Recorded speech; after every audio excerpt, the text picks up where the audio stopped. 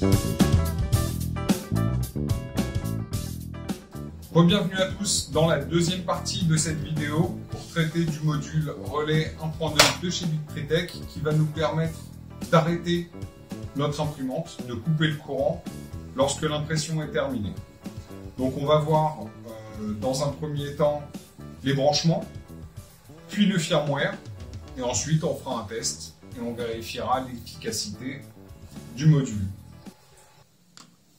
Pour le branchement de notre relais qu'on a mis dans une boîte afin de le protéger et de ne pas avoir de court-circuit en touchant la boîte, le boîtier métallique.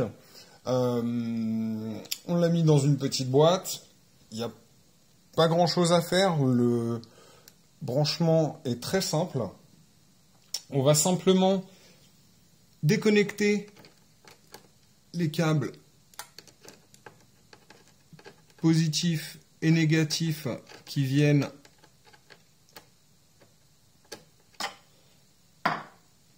du bouton d'alimentation.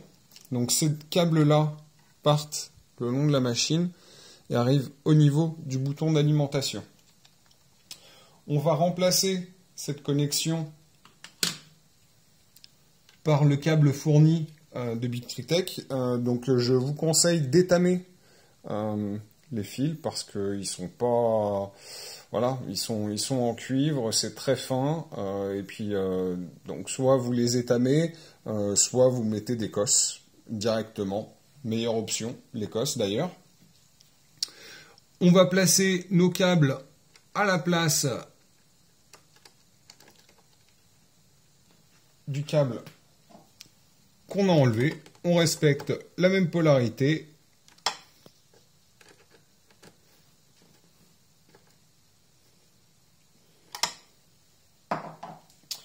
On va venir ensuite placer notre rouge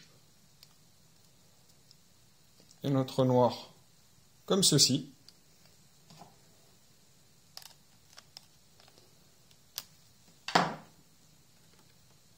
Le neutre de notre bouton va venir rejoindre le neutre qui est à l'alimentation. Et pour finir, notre aphase.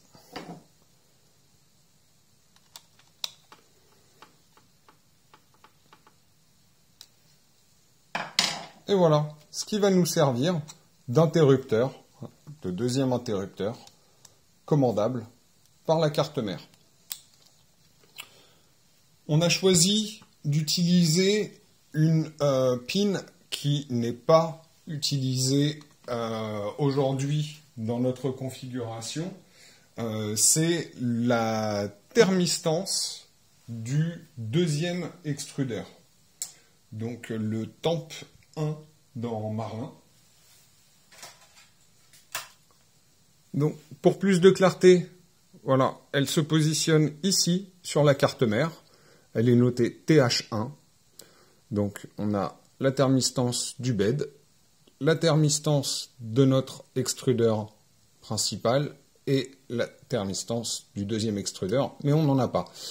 Pourquoi on choisit cette pin vide? Parce qu'elle dispose d'un neutre et d'une pin de signal. On va faire bien attention parce que Victreetech nous a fait une surprise et a inversé le câble qui nous est donné. Donc on va se retrouver avec la pin qui donne le signal qui est à ma gauche et le neutre, donc le ground, qui est à ma droite. Donc rouge à gauche, ground à droite. Ce qui est le cas sur ma carte. Et ensuite, on va simplement connecter ce câble sur notre relais.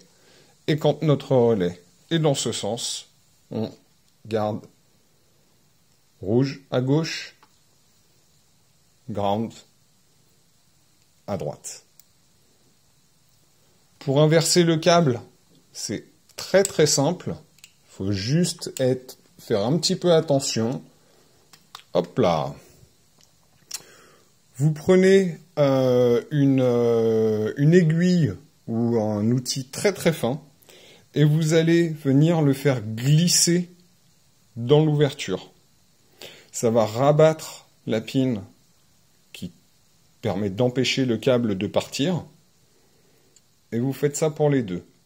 Une fois que les deux câbles sont extraits, vous redressez légèrement ce petit plat, vous réinsérez le câble, et le câble est inversé sans soudure. On va venir placer de nouveau ce câble ici, et on va ranger notre relais dans la machine. On va passer à l'étape de programmation. On se retrouve maintenant dans notre interface de programmation du Marlin dans VS Code pour pouvoir faire les changements pour activer notre relais et qu'il soit pris en compte au niveau de la machine. Alors, on va déjà aller dans le configuration.h et on va chercher PSU_control. On va décommenter ces deux lignes-là. Donc on va activer le PSU control, lui donner un nom.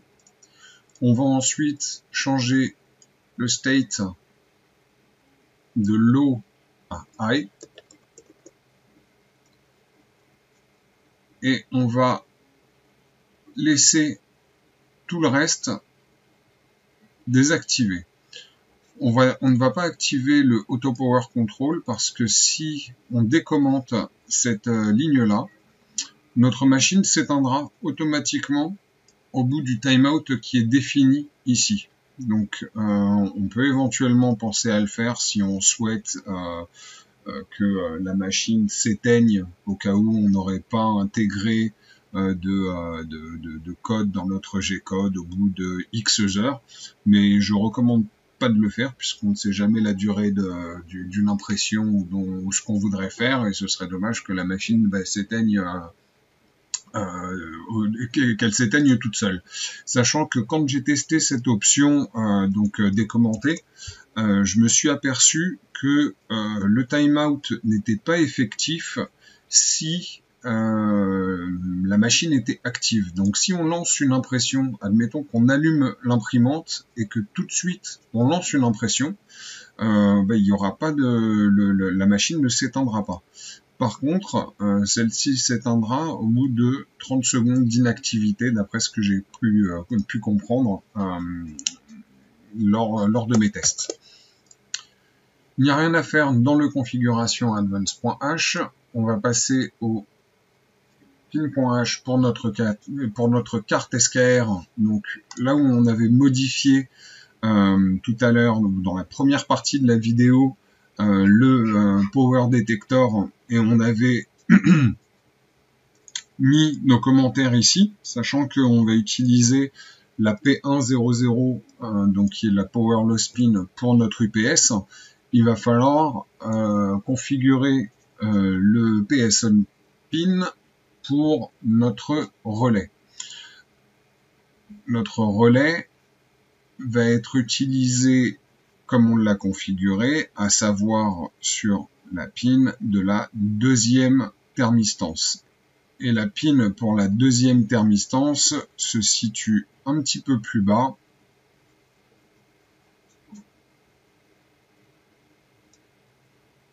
Ici. Temp 1 pin. Et ça, c'est le pin qu'on va utiliser du coup pour notre relais.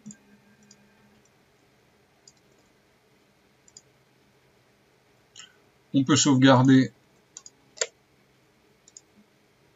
notre configuration, compiler, et une fois que le firmware.bin est prêt, on le met sur la carte SD, on l'insère dans la machine et la machine sera flashée pour prendre en compte notre relais. Donc voilà, le branchement a été fait. Notre module relais a été installé dans la machine.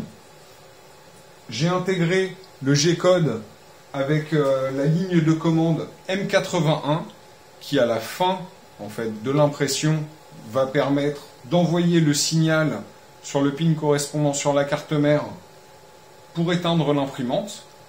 Auparavant, je mettrai les petites lignes de G-code dans la description. On va refroidir la tête d'impression. C'est super important pour pas avoir de remontée de filaments fondus dans le PTFE, etc. Donc, deux petites lignes de G-code, c'est pas grand chose à ajouter dans la fin de G-code dans Cura. On va lancer l'impression. Alors, c'est une impression super rapide et uniquement faite pour le test, d'un tout petit cube, uniquement pour pouvoir tester le NG-code qui va envoyer un M81 au niveau du signal sur la pin qu'on a programmée tout à l'heure, donc qui est celle de la thermistance du deuxième extrudeur qu'on n'a pas sur cette machine et donc qu'on peut utiliser. Une fois qu'on aura terminé l'impression, on va demander à la machine de refroidir, donc de continuer la ventilation jusqu'à ce que la tête d'impression atteigne 50 degrés, de manière à ne pas avoir de remontée de filaments fondus dans le PTFE. Et une fois que la tête est refroidie, on envoie la commande M81 qui demande au relais d'appuyer pour nous sur le bouton arrière de la machine. Il faut noter que elle appuie pour nous sur le bouton arrière, mais pas physiquement.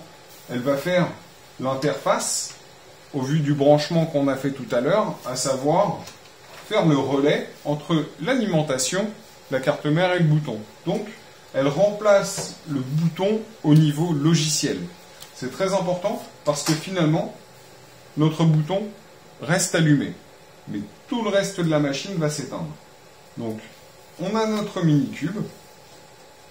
Et là, on va attendre. Alors là, c'est 120 degrés. J'avais programmé 120 degrés et pas 50 degrés. Notre petit cube, si on peut appeler ça un cube, notre petit print a été effectué avec succès. On attend que notre thermistance détecte nos 120 degrés. Ok, donc on approche des 120 degrés qu'on voulait tout à l'heure. On va arriver très bientôt, 123. Le relais s'est mis en route. Notre machine va s'éteindre. Je viens de l'entendre, on a eu un petit tic. La machine s'éteint. Alors pourquoi on ne voit pas l'écran s'éteindre tout de suite? Parce qu'on a quand même notre module UPS qui derrière a stocké de l'électricité et du coup continue à maintenir la machine en vie jusqu'à ce que tous les condensateurs soient déchargés. Ce qui est le cas. On a terminé notre print, notre machine s'est éteinte, on a sauvegardé l'électricité, on a protégé la planète. Plutôt pas mal. C'est la fin de la deuxième partie avec le relais 1.2 et de cette petite série de vidéos où on a vu le module UPS de sauvegarde en cas de coupure de courant et le relais qui nous permet d'éteindre la machine à la fin de l'impression. J'espère que les informations données vous auront été utiles, que vous pourrez maintenant installer ces modules sur vos machines. Moi personnellement, je les trouve relativement utiles, sachant que, en dernier mot, je dirais que le plus utile est le relais. Économiser l'énergie, c'est super important. Si vous souhaitez plus de contenu de ce type-là, vous me le dites dans les commentaires. Abonnez-vous, la chaîne est toute nouvelle, donc j'ai besoin de votre soutien. Portez-vous bien. Ciao.